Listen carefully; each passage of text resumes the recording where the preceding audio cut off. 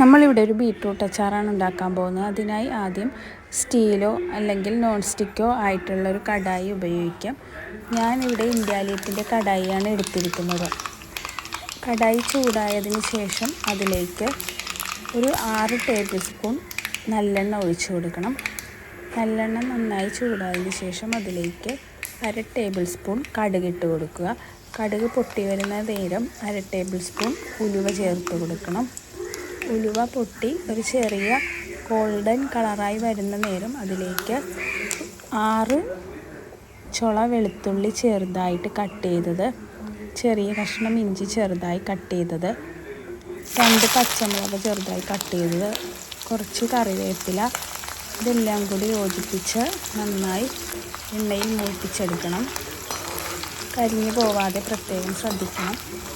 അതിനുശേഷം ഞാനിവിടെ 4 ചെറിയ ബീറ്റ്റൂട്ടാണ് എടുത്തിരിക്കുന്നത്.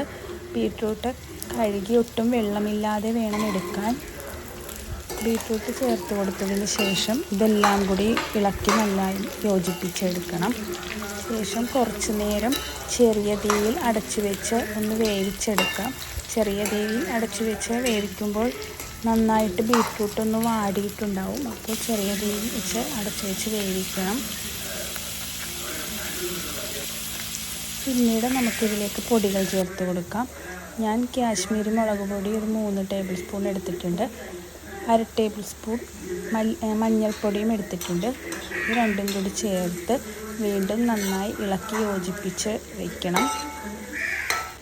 പിന്നീട് നമുക്ക് ഒരു 1/2 ടേബിൾ സ്പൂൺ കായപ്പൊടി ചേർത്ത് കൊടുക്കാം. കായപ്പൊടിയും കൂടി ചേർത്ത് നന്നായി ഇളക്കി യോജിപ്പിക്കണം. പിന്നീട് ഞാനിതിലേക്ക് ഒരു 2 ടേബിൾ സ്പൂൺ ഉപ്പ് ചേർത്ത് കൊടുത്തിട്ടുണ്ട്. ഉപ്പ് പിന്നീട് നോക്കിയിട്ട് ആവശ്യമെങ്കിൽ വീണ്ടും ചേർത്ത് കൊടുക്കാം. ഉപ്പ് ചേർത്തതിന് ശേഷം വീണ്ടും നന്നായി ഇളക്കി യോജിപ്പിക്കുക. പിന്നെ ഒരു 1/2 ഗ്ലാസ് വിനാഗിരി ചേർത്ത് കൊടുത്തിട്ടുണ്ട്. വിനാഗിരിയും കൂടി ചേർത്ത് കൊടുത്ത് വീണ്ടും നന്നായി ഇളക്കി യോജിപ്പിക്കണം. വിനാഗിരി ചേർത്ത് കഴിയുമ്പോൾ ചിലപ്പോൾ ഉപ്പ് കുറവായിട്ട് തോന്നും. ഉപ്പ് നോക്കിയിട്ട് വീണ്ടും ആവശ്യമെങ്കിൽ വീണ്ടും കുറച്ചുകൂടി ചേർത്ത് കൊടുക്കേണ്ടതുണ്ട്. എല്ലാം കൂടി ഇളക്കി യോജിപ്പിച്ച് വെച്ചതിന് ശേഷം വീണ്ടും കുറച്ച് നേരം അടച്ചു വെച്ച് വേവിക്കണം.